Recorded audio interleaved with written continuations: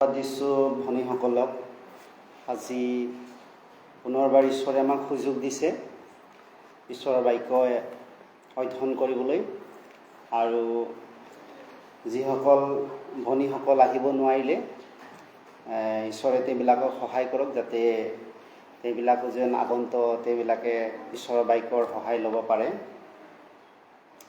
তেওঁবিলাকে আশীৰ্বাদ লভিব পাৰে। ঠিক আছে, আমি ঈশ্বৰৰ বাক্য যোৱাৰ আগত আহক ঈশ্বৰৰ আগত মূৰ দুৱাওঁ, আমি প্ৰাৰ্থনাৰে আগবাঢ়ো। পবিত্ৰ দয়ালু মৰমীয়াল অনন্তকলীয়া পিতৃ প্ৰভু, তোমাৰ নাম গৌৰৱ হওক। তুমি সকলোবিলাক সৃষ্টি কৰিলা, আমাকো সৃষ্টি কৰিছা কেৱল তোমাৰ গৌৰৱ আৰু প্ৰশংসাৰ নিমিত্তে। আমি জানো আদমৰ যোগেদি সকলোৱে আমি তোমাৰ পৰা দূৰত থকা আৰু তোমাৰ দৃষ্টিত পাপী হিচাপে তোমাৰ শত্ৰু জীৱন যাপন কৰা লোক আছিলোঁ। তুমি আমাক এনেকুৱা জীৱনটো থাকি নৰকত যোৱাটো কেতিয়াও ইচ্ছা কৰা নাছিলা। তাৰ বাবে তুমি ঈশ্বৰজনা পবিত্ৰজনা হৈও এই পৃথিৱীলৈ আহিলা কেৱল আমাক উদ্ধাৰ কৰিবৰ কাৰণে, সমস্ত জগতৰ মানুহক উদ্ধাৰ কৰিবৰ কাৰণে। কিন্তু তাৰে মাজত আমিও তোমাৰ বাক্য, তোমাৰ প্ৰেমৰ কথা বিশ্বাস নকৰা, গ্ৰহণ নকৰা লোক আছিলোঁ। কিন্তু আমি যেতিয়া তোমাৰ মৰমৰ কথা, তোমাৰ দয়াৰ দ্বাৰা বুজি পালোঁ, আমি তোমাৰ সন্তান হিচাপে তোমাৰ ইচ্ছা পালন কৰিবলৈ আৰু তোমাৰ ইচ্ছা অধিককৈ বুজি পাবলৈ তোমাৰ অনন্তকলীয়া ৰাজ্যৰ যোৱাৰ আশাত আমি অপেক্ষাৰে আছোঁ। আৰু বিশ্বাস কৰা সকলোকে প্ৰভু তুমি ভনীসকলক তুমি সহায় কৰিছা যাতে অধিককৈ বিশ্বাসত আমি বাঢ়ি গৈ তোমাৰ বাক্যত, তোমাৰ জ্ঞানত বাঢ়ি আমি ঈশ্বৰ সেৱাৰ অৰ্থে অধিককৈ আমাৰ মনে চিত্তে প্ৰাণে ঈশ্বৰক প্ৰেম কৰিব পৰাকৈ আমাক তুমি সহায় কৰিছা। আশীৰ্বাদ কৰা অধিককৈ যাতে তোমাৰ অনুগ্ৰহ জ্ঞানত বাক্যত আমি বাঢ়ি যাব পাৰোঁ আৰু অনেক তোমাৰ কৰিবলগীয়া তোমাৰ সেৱাৰ কাৰ্যবিলাকত আগবাঢ়িব পাৰোঁ তেনে আশীৰ্বাদ কৰা। যিসকল ভনী আহিব নোৱাৰিলে প্ৰভু তেওঁবিলাকক সহায় কৰা, অহা হ'লে তেওঁবিলাকে তোমাৰ আশীৰ্বাদৰ কথা তেওঁবিলাকে প্ৰাপ্ত হ'লহেঁতেন। আগন্তুক দিনত তেওঁবিলাকক আশীৰ্বাদ কৰা যাতে তেওঁবিলাকো যেন ঈশ্বৰৰ অনুগ্ৰহ পাবলৈ মণ্ডলী সহভাগিতাত আহিব পাৰে, ভাগ ল'ব পাৰে তেনে আশীৰ্বাদ কৰা। যিসকলে আমি আহিছোঁ প্ৰত্যেকক তোমাৰ বাক্য বুজিবলৈ তুমি আমাক সহায় অনুগ্ৰহ দান কৰা। প্ৰাৰ্থনা একমাত্ৰ উদ্ধাৰকৰ্তা প্ৰভু যীশুৰ নামত প্ৰাৰ্থনা খোজোঁ, আমেন। আহক আমি বাইবেল মেলিম ৰুথ, বুক অফ ৰুথ। আমি বাইবেল মেলিম বুক অফ ৰুথ 1 অধ্যায় 1 পৰা 5লৈকে আমি চাম। ৰুথ পৃষ্ঠা নম্বৰ 307 আছে, পুৰণা নিয়ম, বিচাৰকৰ্তা পাছত চামুৱেলৰ আগত। ৰুথ 1 অধ্যায় 1 পৰা 5 পদ আমি পাঠ কৰিম। মই 1 পদ পাঠ কৰিলে আপোনালোকে 2 পদ পাঠ কৰিব আৰু এই ধৰণে আমি 5 পদলৈকে পঢ়িম। শেষৰ পদটো একেলগে আমি পঢ়িম, যিমানে আমি আছোঁ পঢ়িম বাইবেলটো। মই 1 পদ পঢ়িছোঁ। বিচাৰকৰ্তাবিলাকে শাসন কৰা কালত দেশত এবাৰ আকাল হৈছিল। তাতে জিহুদাৰ বেথলেহেমৰ এজন পুৰুষ তেওঁৰ ভাৰ্যা কৰিবলৈ গ'ল।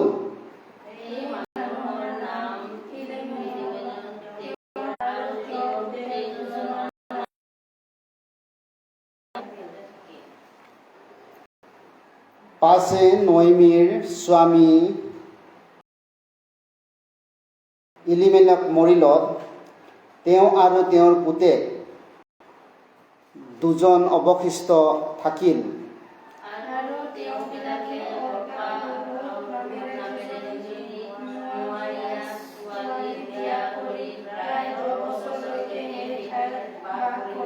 পাঁচপদটো একেলগে পঢ়িম।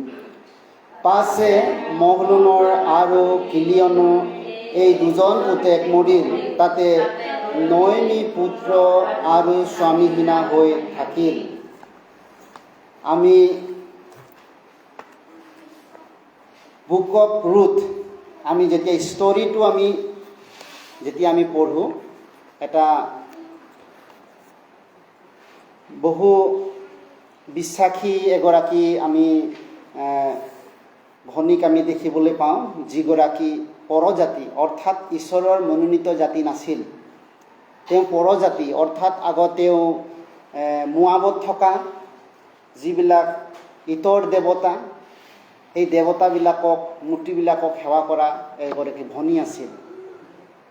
আৰু আমি সেই পৰজাতি স্ত্ৰী বুলিলে কেনে জীৱন থাকে আমি গম পাওঁ। ঈশ্বৰত থকা বিশ্বাস কৰা ভনীবিলাকৰ কথাটো বেলেগ। আমি এজন পৰজাতি ভনী বুলি ক'লে আমি কেনেকুৱা জীৱন থাকে আমি নিজেই জানো, কাৰণ আমি এখন চিটিত বাস কৰোঁ। তেওঁলোকৰ জীৱনটো কেনেকুৱা, তেওঁলোকৰ মাত কথা, তেওঁবিলাকৰ স্বভাৱ চৰিত্ৰ, তেওঁলোকৰ জীৱন কৰ্মকলাপ কেনেকৈ আমি গম পাওঁ। স্বভাৱত তেওঁবিলাকৰ মাত আমি সকলোৱে চাওঁ প্ৰেক্টিকেলি জীৱনত। গতিকে আমি চাওঁ ঈশ্বৰৰ সেই পৰজাতি স্ত্ৰীৰ ওপৰত, পৰজাতি ভনীৰ ওপৰত ঈশ্বৰৰ পৰিকল্পনা। ৰুথৰ কাহিনীৰ পৰা আমি গম পাওঁ যে ঈশ্বৰৰ মহৎ পৰিকল্পনা পৰজাতি লোকক উদ্ধাৰ কৰাটো। আৰু আমি চাওঁ এই কাহিনীত ভৱিষ্যতে সেই পৰজাতি স্ত্ৰীয়ে কি কৰে, তেওঁ বোৱাজৰ পত্নী হয়, তেওঁৰ হাজবেণ্ড বোৱাজ হয়। আৰু বোৱাজ দাউদৰ ককা দেউতা হয়, দাউদ। আৰু বিশ্বাসী তেওঁ যি বোৱাজ,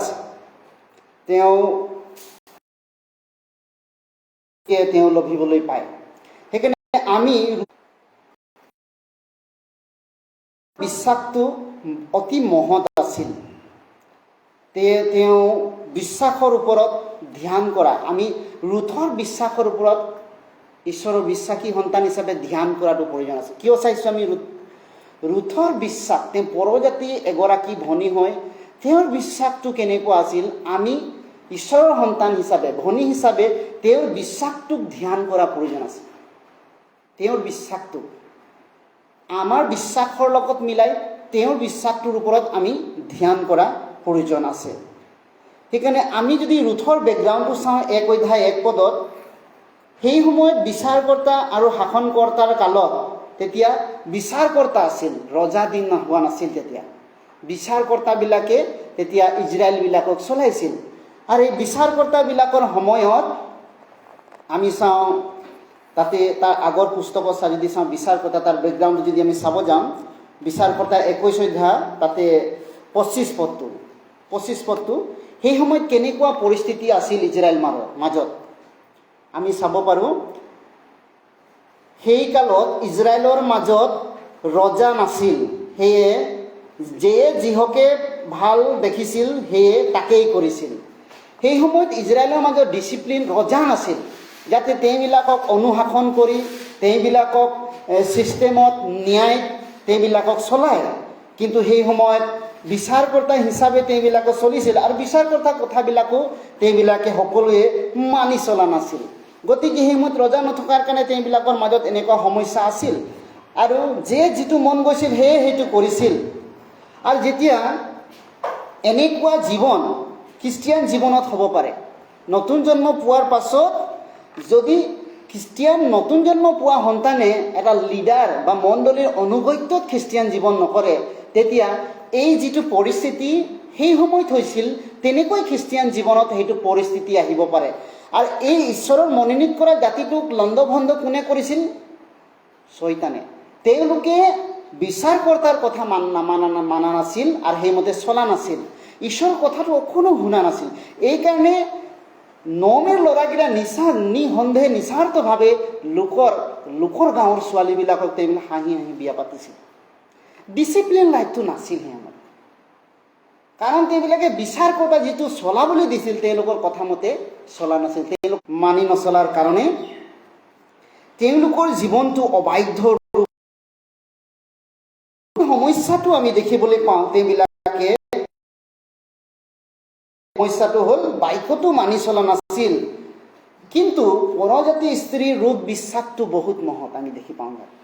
কিন্তু যিবিলাক ঈশ্বৰৰ মনোনীত জাতি তেওঁবিলাকে অবাধ্য, ৰুথৰ পৰা যেতিয়া আমি পঢ়োঁ, ঈশ্বৰৰ মনোনীত কৰা জাতিবিলাক অবাধ্য, পৰজাতি স্ত্ৰীৰ মাজত বহুত বিশ্বাসী। এইকাৰণে আমি দেখি পাওঁ আগ হোৱাকেইটা পাছ আৰু পাছ হোৱাকেইটা আগ হৈছে। কেলে যিসকলে তেওঁবিলাকে ভাবে আমি জানো, শিকোঁ, আমি বহুত কৰিছোঁ, বহুত আগবাঢ়িছোঁ, তেনেকুৱা বুলি ভাবিব পাৰে। আৰু সেইটোৰ মাজত তেওঁবিলাকৰ মাজত কি আছিল? অবাধ্যতাৰ অহংকাৰটো আছিল ইজৰাইলবিলাকৰ। কিন্তু নতুনে যেতিয়া তেওঁ নতুনকৈ এটা কথা বুজি পালে, আচৰিত, তেওঁ দকৈ তেওঁ বুজিবলৈ চেষ্টা কৰিলে ৰুথে। আৰু যেতিয়া তেওঁ বিশ্বাস কৰি বিচাৰিব ধৰিলে, মূল বিষয়টো ঈশ্বৰ জিহুৱাৰ বিষয়ে তেওঁ জানিব পাৰিলে। সেইকাৰণে ৰুথ 2:12 আমি চাব পাৰোঁ। 12 পদ ইয়াত শেষত ৰুথে সেই বিশ্বাসটো ধৰাৰ কাৰণে 11 পদৰ পৰা আমি পঢ়িব পাৰোঁ। 11 পদৰ পৰা তাতে নয়মীয়ে ক'লে, হে মোৰ আইটিহঁত, উভতি যোৱা, তোমালোকে মোৰ লগত কেলেই যাব লাগিছে? তোমালোকৰ স্বামী হ'বৰ নিমিত্তে এতিয়াও জানো মোৰ গৰ্ভত পুত্ৰ আছে? হে মোৰ আইটিহঁত, নিজ বাটে উভতি যোৱা, কিয়নো মই বুঢ়ী, আকৌ বিয়া হ'ব নোৱাৰোঁ। আৰু যদিও মোৰ আশা আছে বুলি মই কওঁ, আৰু মই বিয়া হৈ আজি ৰাতি যদি পুত্ৰ প্ৰসৱ কৰোঁ। এইটো কিয় কৈছে? আগৰ দিনত মানুহবিলাকক এনেকুৱা ছিষ্টেম আছিলে, যদিবা আপোনালোকৰ পৰিয়ালত কোনোবা স্ত্ৰীৰ যদি হাজবেণ্ডটো ঢুকাই গ'ল হ'লে, তেওঁলোকৰ স্ত্ৰীটোক হয় ভায়েক লগত বিয়া কৰাই দিয়ে, নহ'লে ককায়েকৰ লগত বিয়া কৰাই দিয়ে। নহ'লেও সেই স্ত্ৰীটোক লোকলৈ দি নিদিয়ে। সৰু ল'ৰা যদি থাকে, এই সৰু ল'ৰাটোক ডাঙৰ হোৱালৈকে আশা কৰে, এই সৰু ল'ৰাটোৰ লগত আকৌ তাক বিয়া কৰাই দিয়ে। উদ্ধাৰ কৰা পদ্ধতিটো আছিল নিজৰ পৰিয়ালক, বিধৱা তেনেকুৱা আছিল। সেইকাৰণে ৰুথে ইয়াত কৈছে, মই আকৌ ল'ৰা জন্ম দি তোমালোকক বিয়া কৰাই দিব নোৱাৰোঁ। তোমালোকৰ কাৰণে হাজবেণ্ড মই কৰি হ'লোঁ, কেনেকৈ আকৌ ল'ৰা দিব পাৰিম তোমালোকক? সেই ছিষ্টেমটো বিয়া হ'ব নালাগে। তেওঁবিলাকে নিজৰ জাতি গোষ্ঠীৰ মাজত তেওঁবিলাকে এনেকুৱা কৰিছিল। সেইকাৰণে আমি যেতিয়া চাওঁ, ৰুথৰ যোগেদি বহু পৰজাতিবিলাকে তেওঁ বিশ্বাসটো পোৱাৰ কাৰণে, অকল ৰুথে নহয়, ৰুথ আন এগৰাকী স্ত্ৰীৰ কথা আমি গম পাওঁ। অকল ৰুথেই পৰজাতি নহয়, আন এগৰাকী কোন আছিল? ৰাহাবো আমি বাইবেলত দেখোঁ। এই ৰুথৰ কথা বাইবেলত উল্লেখ আছে, ৰাহাবৰ কথাও বাইবেলত উল্লেখ আছে। কিয়? ইজৰাইল জাতিৰ মহিলা ভাই ভনীবিলাকৰ কথা ইমান উল্লেখ নাই। বহুত আছিলে ভনী, কিছু ইম্পৰ্টেণ্টৰ কথা। কিন্তু পৰজাতিৰ স্ত্ৰীৰ কথা, বিশ্বাসৰ কথা যেতিয়া পাইছে, কাৰণ পৰজাতিৰ পৰা যেতিয়া স্ত্ৰী ভনীবিলাক আহে আৰু নতুনকৈ ঈশ্বৰৰ কথাটো ধৰিবলৈ পায়, তেওঁবিলাকে বেয়াটোক এৰি সঁচাটোক ধৰিবলৈ যেতিয়া চেষ্টা কৰে, সত্যটোক ল'বলৈ যেতিয়া চেষ্টা কৰে, তেনেকুৱাবিলাক ঈশ্বৰৰ এটা মহৎ তেওঁবিলাকে বিশ্বাসী ওলায়। আমি ৰাহাবৰ কথা আমি চাব গ'লে ইব্ৰী আমি পঢ়িব পাৰোঁ। ৰাহাব কোন আছিল? এগৰাকী বেশ্যা তিৰোতা আছিল, বেশ্যা। সেই ৰাহাব ঈশ্বৰৰ আগত বিশ্বাসৰ তেওঁ লিষ্টত নামাকৰণ হ'ল।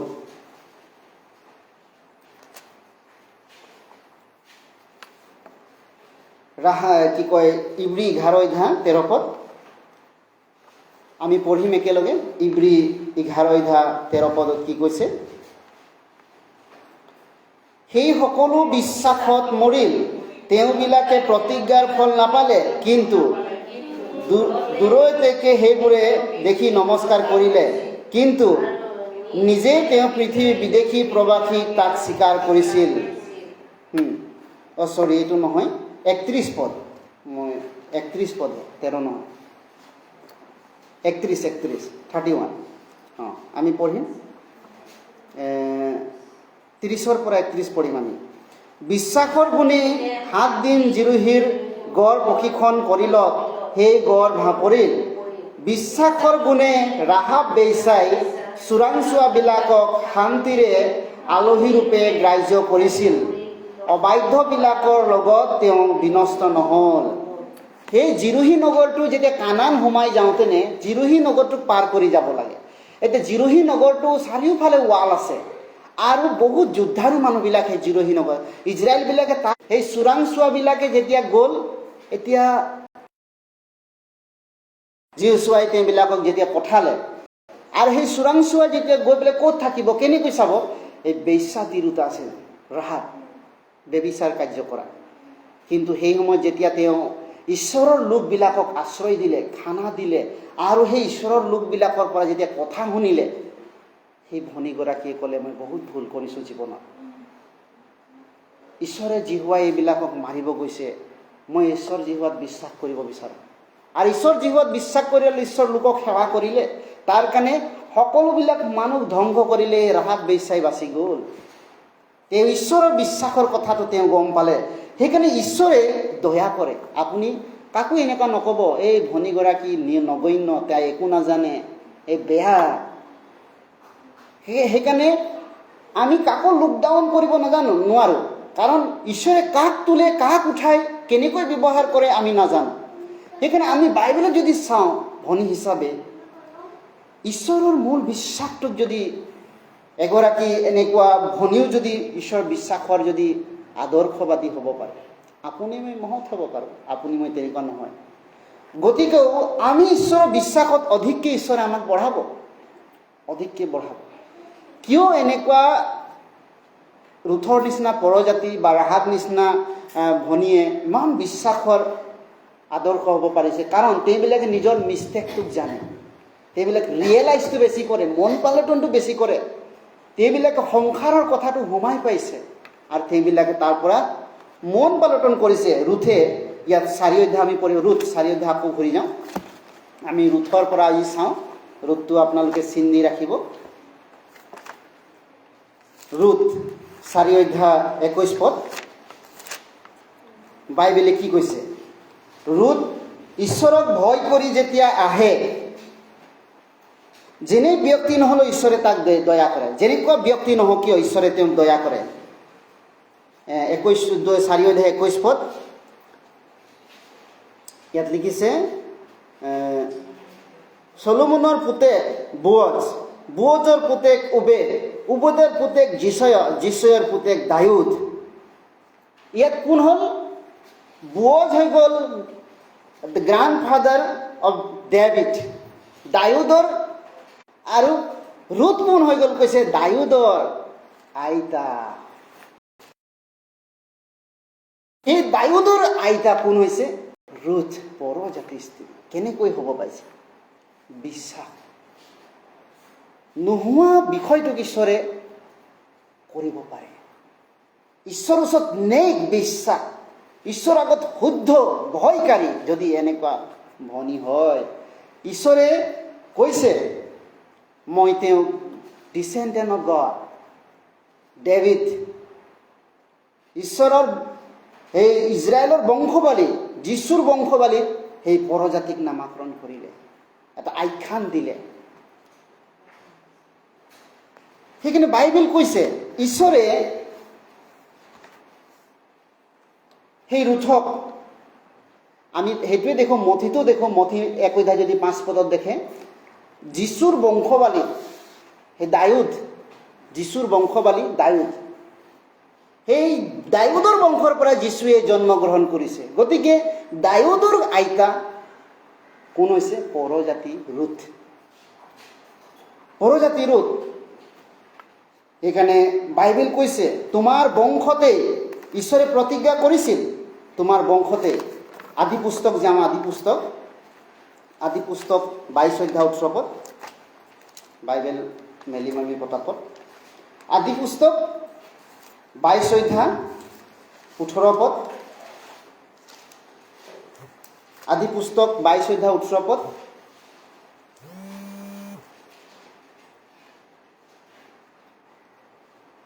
মই পঢ়িছোঁ। আৰু পৃথিৱীৰ সমুদায় জাতি তোমাৰ বংশতে আশীৰ্বাদ প্ৰাপ্ত হ'ব, কিন্তু তুমি মোৰ বাক্য পালন কৰিলা। আৰু এইটো আব্ৰাহামক প্ৰতিজ্ঞা কৰিছিল, আৰু সেই প্ৰতিজ্ঞাটো আছিল যীশুখ্ৰীষ্ট। আৰু যীশুখ্ৰীষ্ট সেই দাউদৰ বংশৰ পৰা আহিছে, গতিকে ৰুথো সেই আশীৰ্বাদৰ ভাগী হৈছে। আব্ৰাহামক প্ৰতিজ্ঞা কৰা যিটো ৰাস্তা দিশ, তাত ৰুথ পৰজাতি এগৰাকী ভনী, তেওঁ আশীৰ্বাদৰ সেই লাইনত পৰিছে।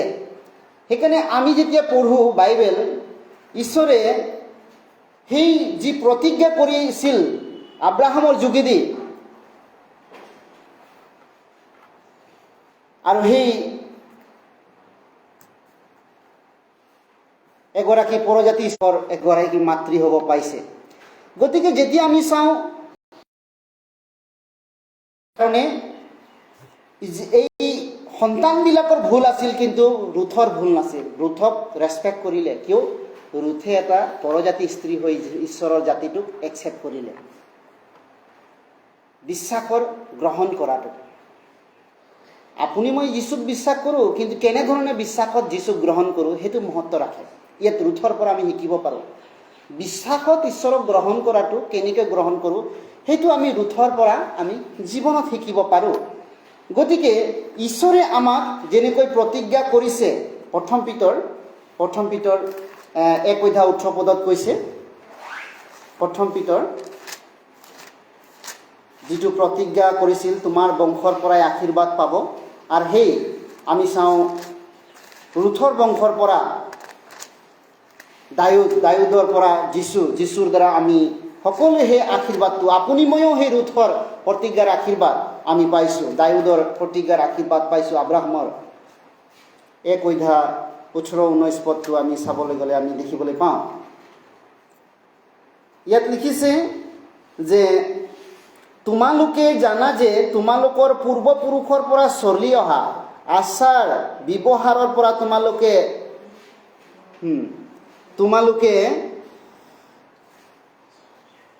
সোণ ৰূপ বা ক্ষয়ন্য বস্তুৰ দ্বাৰাই যে মুক্ত হলা, এনে নহয়। নিঘুনি আৰু নিষ্কলংক মেৰ পোৱালীৰ যীশুখ্ৰীষ্টৰ বহুমূল্য তেজৰ দ্বাৰাই মুক্ত হলা। এইটো চাওক, আপুনি মই কেনেকৈ মুক্ত হৈছোঁ? সেই প্ৰতিজ্ঞা যীশুখ্ৰীষ্ট, সেই আব্ৰাহামৰ প্ৰতিজ্ঞা, সেই ৰুথে উদ্ধাৰ পোৱা সেই প্ৰতিজ্ঞা। সেইকাৰণে বাইবেল কৈছে ঈশ্বৰৰ যিটো প্লান, আৰু সেই প্লানটো আছিল ৰুথৰ যোগেদি উদ্ধাৰ কৰা পৰজাতি। আপুনি মই পৰজাতি আছিলোঁ, আপুনি মই পৰজাতি আছিলোঁ আমি, কিন্তু আমাকো সেই প্ৰতিজ্ঞা ৰুথৰ দিনতে ঈশ্বৰে উদ্ধাৰ কৰিছে। পৰজাতিবিলাকৰো উদ্ধাৰৰ ৰাস্তাটো ৰাখিছে। গতিকে বাইবেলে কৈছে, যেতিয়া ৰুথৰ কাহিনীটো পঢ়োঁ, নয়মীয়ে খালী হাতে বেথলেহেমলৈ ঘূৰি আহিছিল। খালী হাতে তেওঁ ল'ৰা ছোৱালী হাজবেণ্ড লৈ পেলাই গ'ল মোৱাবৰ পৰা বেথলেহেমত তেওঁ ঘূৰি আহিলে। কিয় ঘূৰি আহিলে? ৰুথ ঈশ্বৰক বিশ্বাস কৰা আছিল, এলিমেলেক ঈশ্বৰক বিশ্বাস কৰা আছিল, মোৱান তেওঁ দুটাৰ নাম। এলিমেলক হৈছে এইবিলাকে কানানটো এৰি পেলাই মোৱাব দেশ গুচি গ'ল। বিশ্বাসটো ক'ত আছিল? সেইকাৰণে ৰুথ যেতিয়া আমি পঢ়োঁ, তাতে ৰুথ 1:18 ঘূৰি যাওঁ। আকৌ আমি ৰুথ বুকৰ পৰা আমি শিকি আছোঁ। ৰুথ 1:21 আপোনালোকে ৰুথটো চিন দি থ'ব পাৰে। ৰুথ 1:21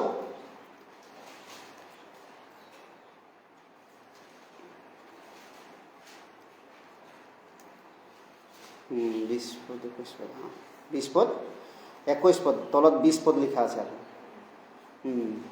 21 পদটো, মই পৰিপূৰ্ণ হৈ গৈছিলোঁ, কিন্তু এতিয়া জিহুৱাই মোক সুধা হাতেৰে ওলোটাই আনিলে। তোমালোকে মোক নয়মী বুলি কিয় মাতিছা? জিহুৱাই মোক বিৰুদ্ধে সাক্ষ্য দিছে, তেওঁ সৰ্বশক্তিমান জনা মোক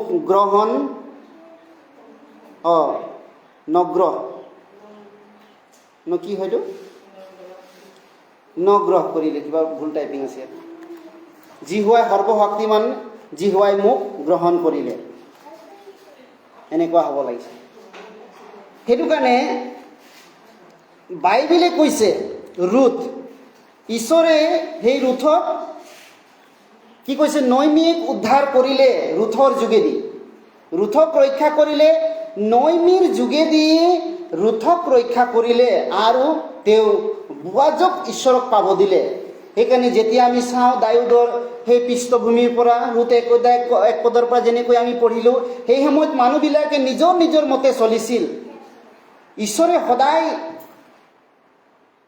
তেওঁবিলাকক সহায় কৰিছিল, কিন্তু তেওঁবিলাকে ঈশ্বৰৰ লগত চলা নাছিল। সদায় মানুহবিলাকে নিজৰ নিজৰ মতে, নিজৰ যিটো বিচাৰে, নিজৰ চিন্তা, নিজৰ মতে নহ'লে তেওঁবিলাকে নহয়, মান্তি নহয়। এনেকুৱা বিশ্বাসী আছিল, এনেকুৱা বিশ্বাসী আছিল। নিজৰ ভাল লগা, নিজৰ বেয়া লগা মতে তেওঁবিলাকৰ হ'ব লাগে, কৰিব লাগে। আৰু সেইমতে হ'লেহে তেওঁবিলাকে বিশ্বাসত চলিছিল। আৰু সেই সময়ত তেওঁবিলাক নিজৰ মন যায় তেনেকুৱা কৰিছিল। আৰু তাৰ কাৰণে ভয়ানক তেওঁবিলাকে আকাল ভুগিব লগা হৈছিল। ধ্বংস, নষ্ট হৈ গ'ল জীৱনটো, লাইফটোৱে ধ্বংস হৈ থাকিল চবৰ।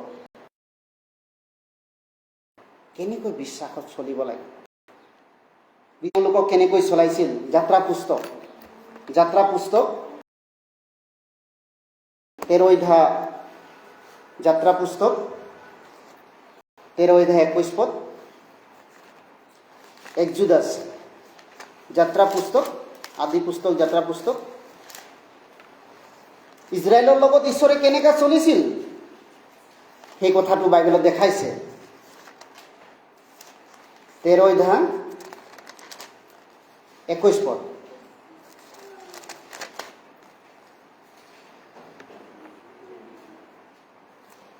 ইয়াত লিখিছে, আৰু তেওঁবিলাকে দিনে ৰাতিয়ে যাবৰ নিমিত্তে জিহুৱাই দিনত তেওঁবিলাকক বাট দেখুৱাবলৈ মেঘ স্তম্ভ আৰু ৰাতি তেওঁবিলাকক পোহৰ দিবলৈ অগ্নিৰ স্তম্ভ তেওঁবিলাকৰ আগে আগে চলিছিল। ঈশ্বৰে তেওঁলোকৰ সংগত চলিছিল, কিন্তু তেওঁবিলাকে ঈশ্বৰৰ লগত চলা নাছিল। ঈশ্বৰে আমাৰ লগতো চলিছে, কিন্তু কেতিয়াবা আমিহে ঈশ্বৰৰ লগত নচলোঁ। বাইবেল কৈছে, মই তোমালোকৰ সংগে সংগে থাকিম, যোৱা, তুমি পৃথিৱীলৈ মোৰ কাৰণে যোৱা, আৰু তোমালোকে বিশ্বাসী সন্তান হিচাপে নিজকে সাক্ষ্য দিয়া, ঈশ্বৰৰ কথা সাক্ষ্য দিয়া, চোৱা মই তোমালোকৰ লগত সংগে সংগে আছোঁ। মথি 28:20 পদত কৈছে, মই তোমালোকৰ সংগে সংগে থাকিম। যেনেকৈ ইজৰাইলক ঈশ্বৰে প্ৰতিজ্ঞা কৰিছিল, তেনেকৈ বৰ্ণ এগেইন হোৱা সন্তানবিলাকক ঈশ্বৰে প্ৰতিজ্ঞা কৰিছিল। যেনেকৈ ইজৰাইলবিলাকে ঈশ্বৰৰ লগত বিশ্বাসত চলা নাছিল, যদিও বৰ্ণ এগেইন সন্তানবিলাকে বিশ্বাসত নচলে, ধনীবিলাক নচলে, তেতিয়াহ'লে ঈশ্বৰে কৈছে, তোমালোকে মূল দেখিবলৈ নাপাবা। আৰু সেই সময়ত নয়মীয়ে জীৱনত চাইছে, তেওঁৰ বংশত কি হৈ গ'ল, তাৰ হাজবেণ্ড মৰি গ'ল, ল'ৰা ছোৱালী মৰি গ'ল। ইয়াত আমি পঢ়িলোঁ, খালী হাতে নয়মীয়ে ঘূৰি আহিছে। এতিয়া খালী হাতে, একো নাই।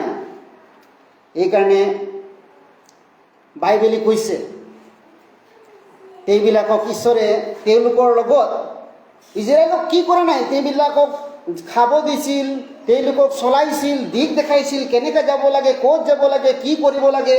তেওঁলোকৰ সৈতে যুদ্ধও কৰিছিল। যিহুচোৱা 10 অধ্যায় 42 পদত যদি চাই, ঈশ্বৰে তেওঁলোকৰ পক্ষে যুদ্ধও কৰিছিল, তেওঁৰ সন্তানৰ পক্ষে যুদ্ধ কৰিছিল। আৰু ঈশ্বৰে আপোনালোকৰ পক্ষেও যুদ্ধ নকৰে। আপোনালোকৰ সমস্যাটো ঈশ্বৰৰ সমস্যা, আপোনালোকৰ দুখটো ঈশ্বৰৰো দুখ হয়, আপোনালোকৰ অভাৱটো ঈশ্বৰৰো অভাৱ হয়। ঈশ্বৰে আপোনালোকৰ অভাৱ সমস্যাটো দূৰ কৰিব নোৱাৰে। সেইকাৰণে আমাৰ হৈ কাম কৰে, আমাৰ হৈ যুদ্ধ কৰে। ঈশ্বৰে ইজৰাইলৰ লগত তেওঁলোকৰ হৈ পেলাই কাম কৰিছিল। যেতিয়া বিশ্বাসটো তেওঁবিলাকে দুৰ্বল হৈ থাকিল, ঈশ্বৰে তেওঁলোকক ইস্তেমাল কৰিবলৈ এৰি দিলে, তেওঁলোকক সহায় কৰিবলৈ তেওঁ অৱহেলা কৰিলে, ঈশ্বৰে পলম কৰিছিল। সেইকাৰণে কিয় তেওঁবিলাকে ডিছঅবিডিয়েঞ্চ হ'ল, কিয় ইজৰাইলবিলাক ইমান অবাধ্য হ'ল, কিয় অবাধ্য হৈছিল? কানান, আমি ভালকৈ যদি ৰুটটো পঢ়োঁ, কানান যোৱাৰ লগে লগে তেওঁবিলাকে খেতি কৰিব ধৰিলে। কানানত সোমাই গ'ল, জিহুৰণ নগৰ পাৰ কৰি সেইবিলাক কানানত সোমাৰ লগে লগে খেতি কৰিব ধৰিলে। এতিয়া খেতি কেনে কৰিব নাজানে। 400 বছৰ তেওঁবিলাক মিছৰত আছিল ইজৰাইলবিলাকে। এই 400 বছৰ মিছৰত থকা খেতিটো কি কেনেকৈ কৰিব লাগে নাজানে। গতিকে তেওঁবিলাকে যেতিয়া কানানত আহিল, কানানত সোমোৱাৰ লগে লগে এই ওচৰৰ যিবিলাক মানুহ আছিল তেওঁবিলাকৰ লগত তেওঁবিলাকে শিকিলে কেনেকৈ খেতি কৰে, কেনেকৈ তেওঁবিলাকে খেতি কৰে। তো তেওঁবিলাকে কেনেকৈ খেতি কৰিছিল, তেওঁবিলাকে দুটা দেৱতাৰ ওপৰত অবাধ্য হোৱাৰ, ইজৰাইলৰ সন্তানবিলাক অবাধ্য হোৱাৰ কাৰণটো কি, তেওঁবিলাকে দুটা দেৱতাক পূজা কৰিছিল। কি দেৱতা বুলি? তেওঁলোকক পূজা কৰিলে আমি গোটেই শস্য উৎপাদন এইবিলাক পাওঁ, এই বুলি তেওঁবিলাকে বিশ্বাস কৰিছিল। আৰু এনেকুৱা পানী পায়, শস্য পায়, ফল পায়, এইবিলাক বিশ্বাস কৰে। তো ইজৰাইলবিলাকো তেওঁলোকৰ লগত লগ দিছিল আৰু এই মূৰ্তিটোক নি পেলাই সেই ওখ পাহাৰত ৰাখিছিল। এনেকুৱা কোনে কৰিছিলে? ইজৰাইলবিলাকো কৰিব ধৰিলে। অবাধ্য হোৱাৰ মূল কাৰণটো আমি যেতিয়া চাওঁ, যেতিয়া বিচাৰকৰ্তা 2:11-13 পদত যদি আমি পঢ়োঁ, আমি বাইবেল পঢ়িম। বিচাৰকৰ্তা 2:11, বিচাৰকৰ্তা 2:11-13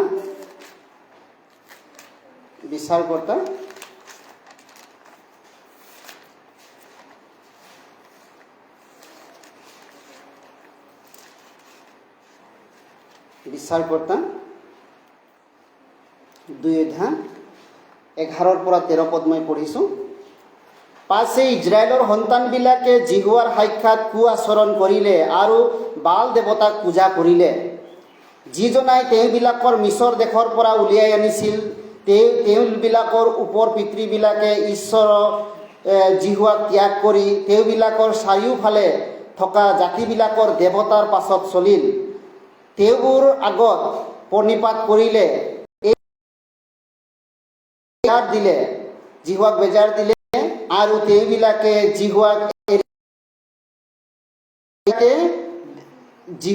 এৰি দেৱতা আৰু অষ্টাৰেত দেৱীক পূজা কৰিলে। এই অষ্টাৰেত দেৱী কোন আছিল? সেই সময়ত তেওঁবিলাকে বিশ্বাস কৰিছিল, যেতিয়া আপুনি এটা বিদেশত যায়, এক্সাম্পল, আপুনি বিদেশত যেতিয়া যায়, বিদেশত যাব লগা হয়, তাত ক'ত যাম, কি কৰিম, কেনেকৈ মই কোনফালে, মই নাজানো ৰাস্তা, আনৰ সহায় লয়। কিন্তু ইজৰাইলবিলাকো কানান সোমাৰ লগে লগে সেই মানুহবিলাকৰ সহায় ল'লে। কেনেকৈ খেতি কৰিব লাগে, কেনেকৈ পানী পায়, কেনেকৈ শস্য পায়, এই দেৱীটোক পূজা কৰ, এই দেৱীটো কেনেকুৱা কৰিলে তোমালোকে এনেকুৱা তেওঁবিলাকক কানান সোমাৰ লগে লগে বহুত নিচিনা জগতৰ ছিষ্টেমবিলাক দেখাই দিলে। সেইকাৰণে সাৱধান, বৰ্ণ এগেইন হোৱাৰ লগে লগেও আপোনালোকক জগতত শয়তানে এনেকুৱা পথ দেখাব, এনেকুৱা ৰাস্তা দেখাব, যিটোৱে আপোনাক বিশ্বাসৰ পৰা পেলাব পাৰে। আৰু কানান সোমোৱাৰ লগে লগে এই ওচৰৰ মানুহবিলাকে ইজৰাইলক এনেকুৱা দেখালে, এনেকুৱা কৰিলে উৎপাদন লাভ হ'ব, এনেকুৱা কৰিলে তহঁতৰ উৎপাদন হ'ব, এনেকুৱা হ'লে তহঁতৰ ভাল হ'ব বুলি এই ইজৰাইলবিলাকক ফচাই দিলে। আৰু তেওঁবিলাকে লাহে লাহে লাহে লাহে বিশ্বাসৰ পৰা হৈ পৰিব। একেটা কথা, বৰ্ণ এগেইন হোৱাৰ পাছতো শয়তানে জগতত এনেকুৱা আমাক মিছৰ বুলি ক'লে, কানানচৰীয়া মিছৰ আছিল, সেই জৰ্দন কাষৰীয়া। আৰু সেই মানুহবিলাকে কি জগতৰ কথা বুজাইছিল জগতক। আৰু সেইটো কাৰণে তেওঁবিলাকে ঈশ্বৰৰ সন্তান হিচাপে ঈশ্বৰত বিশ্বাস কৰিব লাগিছিল। আগতেও তেনেকুৱা কৰিছে। তেওঁবিলাকে অকণমান বিশ্বাস কৰিলে গৈ পেলাই পানী পায়, বিশ্বাসটো কৰা নাছিল। কানান সোমোৱাৰ লগে লগে ঈশ্বৰত ভৰসা কৰিব লাগে, ঈশ্বৰে পানী দিব, তেওঁবিলাকে বিশ্বাস নকৰে। পটাপট বাঢ়িবৰ কাৰণে, প্ৰফিট হ'বৰ কাৰণে তেওঁবিলাকে সেই দেৱতা পূজা কৰা মানুহবিলাকৰ ওচৰত তেওঁবিলাকে চাপি গ'ল। ইজৰাইলৰ নিজৰ জ্ঞান চেষ্টা বুদ্ধিৰে তেওঁবিলাকে বাঢ়িব বিচাৰিছিল, ঈশ্বৰৰ যোগেদি নহয়। ইজৰাইলৰ ভুল প্ৰব্লেমটো কি আছিল তাত? কিয় তেওঁবিলাকে মৰি গ'ল, গোটেই বংশটো নাইকিয়া হৈ গ'ল, ইয়াত উঠ যোগেদি আহিব লগা হৈছে? কিয়? তেওঁবিলাকে ঈশ্বৰৰ আগত তেওঁবিলাকে ঈশ্বৰত ভৰসা কৰি বিশ্বাসত আগবঢ়া নাছিল। তেওঁবিলাকৰ বুদ্ধি জ্ঞান টেকনিকৰ যোগেদি তেওঁবিলাকে, আৰু তেওঁবিলাকে সেইটো কৰাৰ কাৰণে দেৱ দেৱীৰ পূজা, তেওঁবিলাকে প্ৰথমটো ভুল, তেওঁবিলাকে ঈশ্বৰৰ ওপৰত ভৰসা নকৰিলে। আৰু সেই যেতিয়া দেৱ দেৱী কোন আছিল? এই যি বাল দেৱতা, তেওঁৰ পত্নীটো কি আছিলে? অষ্টাৰেত। দুইটা হাজবেণ্ড ৱাইফক পূজা কৰিছিল তাত। এই কানান সোমোৱাৰ লগে কানান ওচৰত কৰিছিল বুলি আপুনি যদি তাৰ বেকগ্ৰাউণ্ডটো একদম ওখ পাহাৰত, যাতে ইজৰাইলতো পানী আহে তেওঁবিলাকতো যায়। আৰু তেনেকুৱা কৰাৰ কাৰণে সেই মেইন প্ৰব্লেমটো তেওঁবিলাকে ঈশ্বৰৰ পৰা অবাধ্য হৈ গ'ল।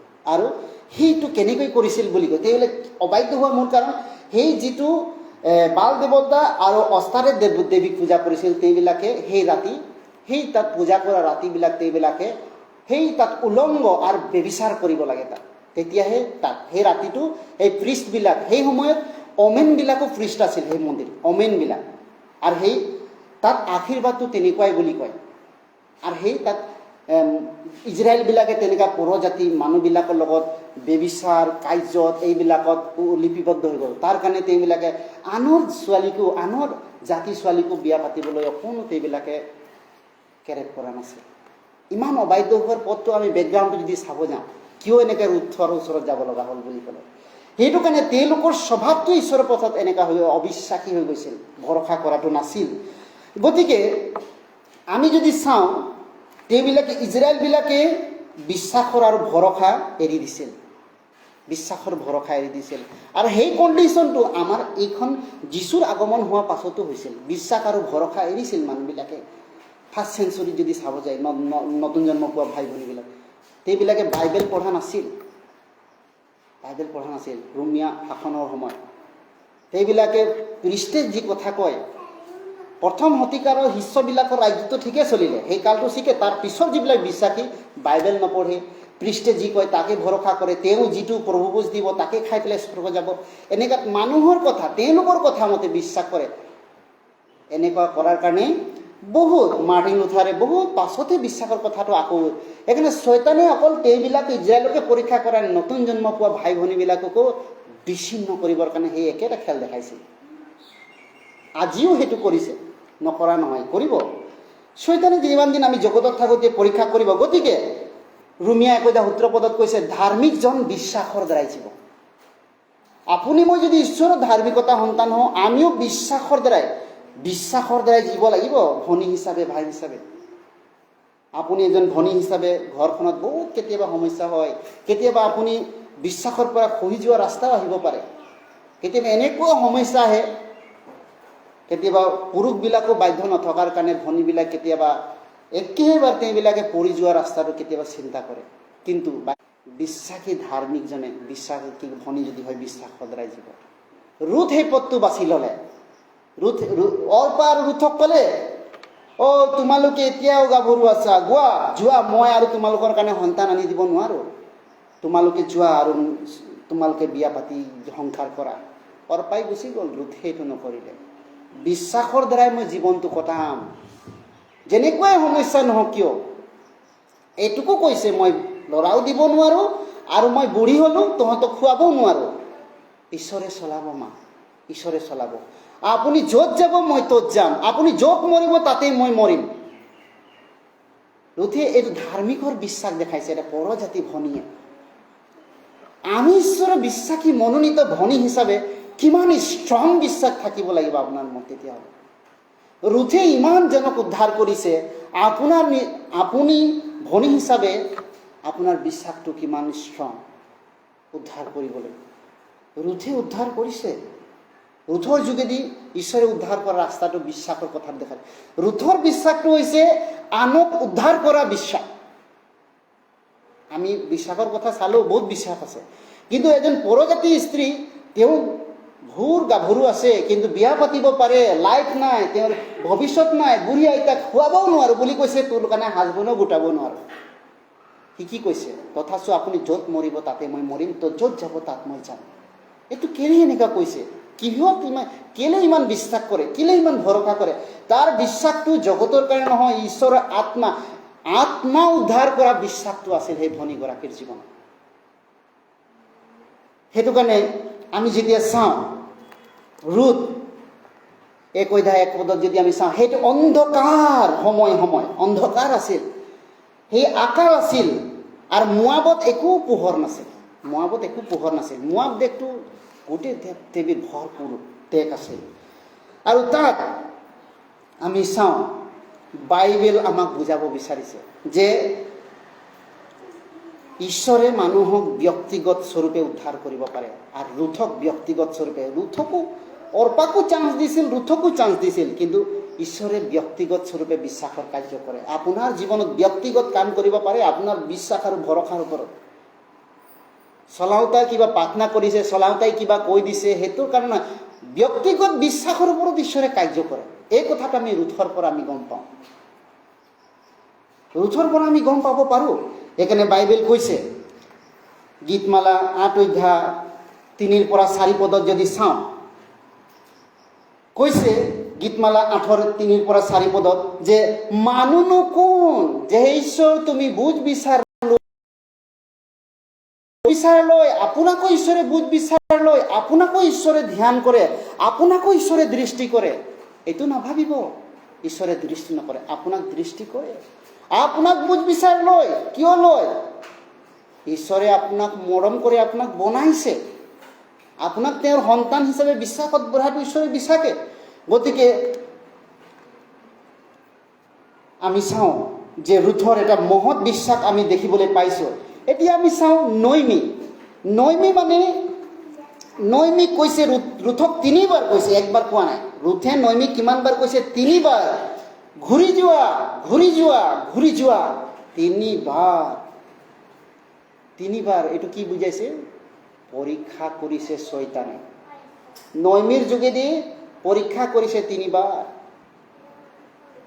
যীশুকো 3 বাৰ পৰীক্ষা কৰিছিল শয়তানে জানেনে যীশুকো 3 বাৰ শয়তানে পৰীক্ষা কৰিছিল এনেকুৱা কৰ পিতৰকো শয়তানে পৰীক্ষা কৰিছিল 3 বাৰ মিছা মাতিছিল ইয়াতে ৰুথকো 3 বাৰ পৰীক্ষা কৰিছিল শয়তানে বিশ্বাসৰ পৰা সেইকাৰণে আপোনাৰ জীৱনটো ঈশ্বৰে পৰীক্ষা কৰিব পাৰে বিশ্বাসৰ পৰা পেলাবলৈ সেইকাৰণে আমি উদ্ধাৰ ঈশ্বৰক জনাৰ লগে লগে গম পাইছোঁ যে তেওঁ পৰীক্ষা কৰিব পাৰে কাৰ পৰা শাশু মাৰ পৰা পৰীক্ষা কৰিছে শয়তানে আপোনাৰ পৰা পৰীক্ষা কৰিব পাৰে আপোনাক কেতিয়াবা আপোনাৰ হাজবেণ্ডৰ যোগেদিও পৰীক্ষা কৰিব পাৰে আপোনাৰ পৰিয়ালৰ পৰা পৰীক্ষা কৰিব পাৰে আপোনাৰ শয়তানে কিন্তু আপোনাৰ বিশ্বাসটো আপুনি মণ্ডলীৰ প্ৰতি আৰু ঈশ্বৰৰ প্ৰতি আপুনি দৃঢ় আৰু অটল কৰিব লাগিব ঈশ্বৰে আপোনাক চলাই নিব পাৰে ইয়াত আমি চাব পাৰোঁ ৰুথ আকৌ যাওঁ ৰুথ 1 অধ্যায়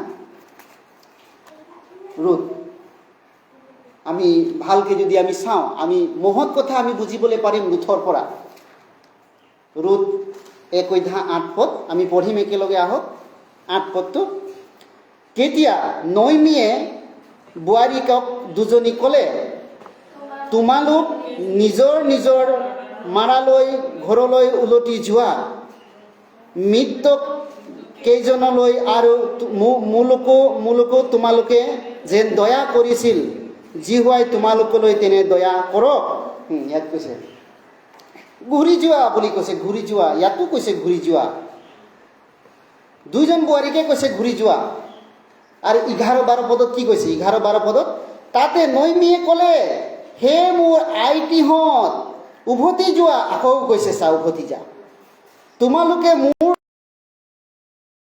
স্বামী হ'বৰ নিমিত্তে এতিয়াও জানো মোৰ গৰ্ভত পুত্ৰ আছে ইয়াত আকৌ কৈছে 12 পদ হে মোৰ আইটিহঁত নিজৰ বাটে উভতি যোৱা আকৌ কৈছে কিয়নো মই বুঢ়ী আকৌ বিয়া হ'ব নোৱাৰো আৰু যদিও মোৰ আশা আছে বুলি মই কওঁ আৰু মই বিয়া হৈ আজি ৰাতি যদি পুত্ৰ প্ৰসৱ কৰোঁ তেতিয়াহ'লে তোমালোকে কেনেকৈ হ'ব বুলি কৈছে মই পুত্ৰ জন্ম দিব নোৱাৰোঁ তোমালোকৰ কাৰণে বোৱাৰী গোটাই দিব নোৱাৰোঁ কি কয় হাজবেণ্ড গোটাই দিব নোৱাৰোঁ সেইকাৰণে বাইবেল কৈছে তোমালোকে ঘূৰি যোৱা কিন্তু 15 পদত কি কৈছে একেলগে পঢ়িম তেতিয়া নয়মিয়ে ক'লে হৌৱা চোৱা তোমাৰ জীয়েৰাই নিজৰ লোকবিলাকলৈ আৰু নিজ দেৱতালৈ ঘূৰি গৈছে তুমি তোমাৰ জীয়েৰাৰ পাছত উলটি যোৱা কি কৈছে অৰ্পাই উলটি গৈছে চোৱা তেওঁ দেৱতাবিলাকৰ ওচৰলৈ ঘূৰি গৈছে সেইটো জগতখনক বুজাইছে বিশ্বাস কৰাৰ পিছত জগতত ঘূৰি যোৱা আর ইয়াত বাইবেলে কৈছে যে 16-17 পদটো মই পঢ়িছোঁ আকৌ। কিন্তু ৰুথে ক'লে, আপোনাক এৰি আপোনাৰ পাছৰ পৰা উলটি যাবলৈ মোক নধৰিব, কিয়নো আপুনি যলৈকে যায় মই তলৈকে যাম, আপুনি য'ত থাকিব মই তাতে থাকিম, আপোনাৰ লোকেই মোৰ লোক আৰু আপোনাৰ ঈশ্বৰেই মোৰ ঈশ্বৰ হ'ব। নয়মিৰ বিশ্বাস, নয়মিৰ সিদ্ধান্ত, তাৰ ডিটাৰমিনেশ্যনটো চাওক, নিৰ্ণয়টো চাওক। তেওঁ ৰুথ কৈছে, this is the Ruth word, faith word, trusting word. তেওঁ বিশ্বাসৰ কথা তেওঁ কৈছে। আপুনি মোক নক'ব, ৰুথ কৈছে, your God is my God, your God is the true God। আপোনাৰ ঈশ্বৰটো সত্য ঈশ্বৰ, সেইটো জানিব পাৰিলে ৰুথে। আৰু কি কৈছে, your people is the my people। তোমাৰ মানুহবিলাকে এতিয়া মোৰ মানুহ হৈছে, মই কিয় ঘূৰি যাম তালৈ? where you go I will go। তুমি যলৈকে যোৱা তালৈকে মই যাম। where you will be die I will be die there। তুমি য'ত মৰা তাতে মই মৰিম। তাৰপাছত কি কৈছে, only that can make me separate from the you and your people। অকল মৃত্যুৱে কেৱল মোক তোমাৰ পৰা আৰু তোমাৰ মানুহৰ পৰা বিচ্ছিন্ন কৰিব পাৰে। ইমান বিশ্বাস, ইমান বিশ্বাস। পৌলো কৈছে 30-38 যদি পৰে, জগতৰ কোনো শক্তিয়ে, তৰোৱালে, মৃত্যুৱে, ভয়ে, আকালে, অধিপত্যই মোক ঈশ্বৰৰ প্ৰেমৰ পৰা বিচ্ছিন্ন কৰিব নোৱাৰে। আপোনাৰ এনে বিশ্বাস আছেনে বনি হিচাপে? আপুনি মই চাব লাগিব, শিকিব লাগিব। ৰুথৰ বিশ্বাসৰ পৰা আমি চাব লাগিব, মেডিটেশ্যন কৰিব লাগিব। আমি বিশ্বাসটোক মেডিটেশ্যন কৰিছোঁ। কাৰ? ৰুথৰ বিশ্বাসটো। ৰুথৰ বিশ্বাসটো কিমান আছিল, কেনেকুৱা আছিল? আপুনি মই বৰ্ণ এগেইন সন্তান হিচাপে ৰুথৰ পৰা কি শিকিম, কি শিকিবলগীয়া আছে? এনেকুৱা বিশ্বাস, দিছ কাইণ্ড অফ ফেইথ, যদি এনেকুৱা বিশ্বাস যদি আপোনাৰ খ্ৰীষ্টিয়ান জীৱনত থাকে, আপুনি এজন মহৎ ঈশ্বৰৰ বিশ্বাসী সন্তান ওলাব। সেইকাৰণে ইজৰাইলৰ বিশ্বাস কেনেকুৱা আছিল? কমপ্লেইন কৰা, এগেইনষ্ট কৰা, আপত্তি কৰা, বাহানা দেখুওৱা, বহুত নিচিনা অজুহাত দেখুওৱা, বহুত নিচিনা এনেকুৱা ঢিলা বিশ্বাস আছিল, ঢিলা বিশ্বাস। ইজৰাইলৰ বিশ্বাসটো কেনেকুৱা আছিল? এনেকুৱাই, কমপ্লেইন কৰা, অজুহাত দেখা, ইয়াৰ কথা কোৱা, তাৰ কথা কোৱা, এনেকুৱা তেনেকুৱা বিশ্বাসৰ দুৰ্বলৰ কথা কোৱা লোক আছিল ইজৰাইলৰ বিশ্বাসটো। কিন্তু বৰ্ণ এগেইন সন্তান হিচাপে, ধনী হিচাপে আপুনি কেনেকুৱা বিশ্বাস পোৱাটো বিচাৰে? সেইকাৰণে ৰুথ 1:1 আমি যেতিয়া আমি পঢ়োঁ, সমস্যাটো তাত কি আছিল? সমস্যাটো কি আছিল? আকাল। মেইন সমস্যাটো আছিল আকালৰ বাবে তেওঁবিলাকে এৰি গৈছিল। আৰু এতিয়াও আপোন জীৱন তেওঁবিলাকে কৰিব বিচাৰিছিল। আকাল। চব নতুন জন্ম পোৱাৰ পিছতো কেতিয়াবা আপোনাৰ জীৱনত এনেকুৱা সমস্যা হ'ব আপোনাৰ ঘৰখনত, আপুনি সেই সমস্যাটোৰ কাৰণে কেতিয়াবা মণ্ডলী বাদ দি দিয়ে মানুহ, ফেলোশ্বিপ বাদ দি দিয়ে মানুহ। এইটো কি বুজাইছে? এই একেই নয়মিহঁতে যেনেকৈ আকাল আৰু সমস্যা পালে, তেওঁবিলাকে এৰি পেলাই সেই মোৱাব জগতলৈ গুচি গ'ল। মোৱাব জগতলৈ ঈশ্বৰত ভৰসা নকৰিলে, ঈশ্বৰে যে সহায় কৰিব। আপুনি এনেকুৱা কেতিয়াও নাভাবিব, মই গীৰ্জাত আহিলে, মই ফেলোশ্বিপত আহিলে যে মই দুখীয়া হৈ যাম, মই কংকাল হ'ম। কেতিয়াও নাই। সেইকাৰণে ঈশ্বৰে কয়, তুমি মোক টেষ্ট কৰি চোৱা এবাৰ, মই আশীৰ্বাদ কৰোঁ নে নকৰোঁ তোমাক। সেইকাৰণে বাইবেলে কৈছে, এতিয়া আপোনাৰ জীৱনটো, খ্ৰীষ্টিয়ান জীৱনটোৰ সমস্যা বহুত থাকিব পাৰে। মণ্ডলীত আহিবলৈ, মণ্ডলীত চলিবলৈ বহুত সমস্যা থাকিব পাৰে। কিন্তু আপুনি যেতিয়া চাই জগতখনলৈ, তেতিয়া আপোনাৰ পৰীক্ষা আহিবই। আব্ৰাহাম আৰু লুটৰ যদি আমি চাওঁ, সেই ইয়াত থকাৰ কাৰণে লুটে জানে ভালকৈ, এই মিছৰ এই আকালৰ সময়ত মিছৰত আহিছিল, মিছৰত খেতি বাতি ভালকৈ হয়। তেওঁ যেতিয়া আব্ৰাহামৰ লগত তেওঁ চুক্তি হ'ল, তেতিয়া লুটে জৰ্দনৰ কিনাৰটো চাই পেলাই ক'লে, জৰ্দনটো মিছৰ গুমৰাই লাগে। চদুম গুমৰাটো মিছৰটো জগতক বুজাইছে। আৰু তেওঁবিলাকে আব্ৰাহাম এইখিনিত থকাটো কি বুজাইছে? মণ্ডলীটোক বুজাইছে। ঈশ্বৰৰ সংগতিত, ঈশ্বৰৰ প্ৰতিজ্ঞাত চলাটো বুজাইছে। মণ্ডলী আৰু সহভাগিতা বাদ দি লুটে সদোম আৰু গমোৰাক বাছি ল'লে, জগতটোক পালে, কিন্তু খালী হাতে ঘূৰি আহিলে। কাক ঘূৰি আহিলে? তাৰ পত্নীকো লৈ আহিছিল, তাৰ পত্নীও আধা ৰাস্তাত লোন হৈ থাকিলে। লৈ গ'ল মেৰ জাকে জাকে লুট, কিন্তু ঘূৰি আহোঁতেনে কেনেকৈ আহিলে? খালী হাতে। নৈমীয় ল'ৰা ছোৱালী হাজবেণ্ড লৈ গ'ল জগতত, ঘূৰি আহোঁতেনে কেনেকৈ আহিলে? খালী হাতে। এইকাৰণে ঈশ্বৰৰ মণ্ডলী আৰু ঈশ্বৰক বাদ দি যিবিলাকে জীৱনটো চলে, তেওঁবিলাকে এদিন খালী হাতে আকৌ মণ্ডলীলৈ ঘূৰি আহিব লাগিব। যিসকলে খালী হাতে সঁচাকৈ এদিন আহি মণ্ডলীত ক'ব, প্ৰাৰ্থনা কৰি দিয়ক, মোৰ বহুত সমস্যা হৈছে, সহায় কৰক বুলি ক'ব মণ্ডলীত, ভাই ভনীক তেওঁক অনুৰোধ কৰিব। সেইকাৰণে একেটা কথা, ঈশ্বৰৰ সন্তানবিলাক ঈশ্বৰক বাদ দি কেতিয়াও আগবাঢ়িব নোৱাৰে। আমি আদি পুস্তক 3 অধ্যায় 13 অধ্যায় 10 পৰা 12 পদ দেখিলে গম পাওঁ, সদোম গমোৰাক তেওঁ জগতে বাছি লৈছিল, লুটে বাছি লৈছিল। সেইকাৰণে যেতিয়া আপুনি সত্যৰ কাৰণে ছেপাৰেট হয়, সেইটো বেলেগ কথা। তেওঁ জগতৰ কাৰণে ছেপাৰেট হৈছিলে। আপুনি সত্যতাৰ কাৰণে যেতিয়া পৃথক হয়, সেই কথাটো বেলেগ। কেতিয়াবা আপোনাৰ ঘৰখনৰ পৰা পৃথক হ'ব লগা হয়, কেতিয়াবা তাত আশীৰ্বাদ আছে। যদি সত্যৰ কাৰণে পৃথক হৈছে, তেতিয়া আশীৰ্বাদ আছে। মই এটা মনত পৰে, যেতিয়া মই এঠাইত আছিলোঁ, তেতিয়া মই বিশ্বাসৰ পৰিয়াল, মই কেইজনমানহে আমি আছিলোঁ। যেতিয়া সত্যৰ কাৰণে এটা পৰিয়ালৰ লগত, মই থকা পৰিয়ালটোৰ লগত যেতিয়া আমি পৃথক হৈ গ'লোঁ, গোটেই মণ্ডলীয়ে, যিটো নামধাৰী মণ্ডলীয়ে আমাক জাঙুৰ খাই উঠিলে। পুৰণা মণ্ডলীটোৱে আমাৰ কাৰণে জাঙুৰ খাই উঠিলে, এগেইনষ্ট হৈ গ'ল সত্যৰ কাৰণে পৃথক থকাৰ কাৰণে। আমি কাৰো ঘৰ যাব নিদিয়ে, কাৰো ঘৰ আমি বহিব নোৱাৰোঁ, এনেকুৱা কৰি দিলে। ইভেন ময়ো কাৰো ঘৰ যাব নোৱাৰোঁ, এনেকুৱা অৱস্থা কৰিছে। সত্যৰ কাৰণে পৃথক কৰিলোঁ, কিন্তু সেই সত্যৰ কাৰণে পৃথক হোৱাৰ কাৰণে ঈশ্বৰে আশীৰ্বাদ কৰিলে, আশীৰ্বাদ কৰিলে। সেইকাৰণে আমি ছেপাৰেট হ'ব পাৰোঁ, কিন্তু জগতৰ কাৰণে সত্যতাৰ পৰা ছেপাৰেট হ'ব নালাগে, সেইটোক বাইবেলে কৈছে।